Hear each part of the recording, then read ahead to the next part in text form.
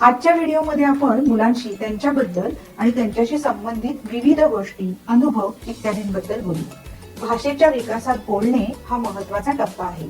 याच्या मदतीने मुलं त्यांचे अनुभव, आवडीनिवडी आणि स्वतःशी आणि आजूबाजूच्या परिस्थितीबद्दल विचार करायला आणि बोलायला शिकतात। समाजामध्ये आत्मविश्वासाने वावरतात। कापडाचा किंवा कागदाचा एक मऊ चेंडू आपल्याला यासाठी आवश्यक आहे। चला तर मग अंगणवाडीतील मुलांबरोबर हा उपक्रम कसा घ्यायचा ते पाहूया। अंगणवाडी ताई ओढणीपासून तयार केलेला चेंडू घेऊन मुलांबरोबर एक खेळ खेळतात। यामध्ये ज्याच्याकडे चेंडू येईल त्याने स्वतःचे नाव आणि वय सांगायचे आहे।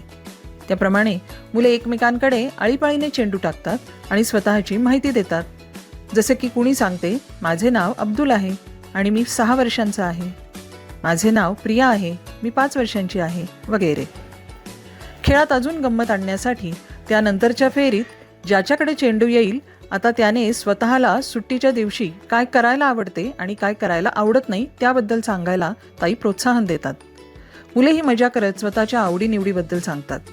जसे की कुणी सांगते, चित्र काढायला आवडते, खेळायला आवडते आणि दुपारी झोपायला आवडत नाही, तर कुणी सांगते चित्र काढायला, गाणी म्हणायला आवडते आणि झोपायला किंवा जेवायला आवडत नसल्याचे मुले सांगतात।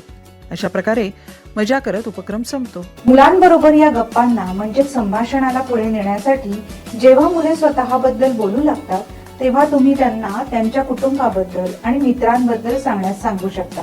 वेगवेगळे प्रश्न विचारा, जसे की तुमच्या मित्रांचे नाव काय आहे, तुम्हाला त्यांच्यासोबत काय खेळायला आवडतं किंवा घरी कोण आहे, ते काय काय कामं करतात इत्यादी। पुन्हा भेटूयात एका नवीन उपक्रमात, एका नवीन व्हिडिओमध्ये। धन्यवाद।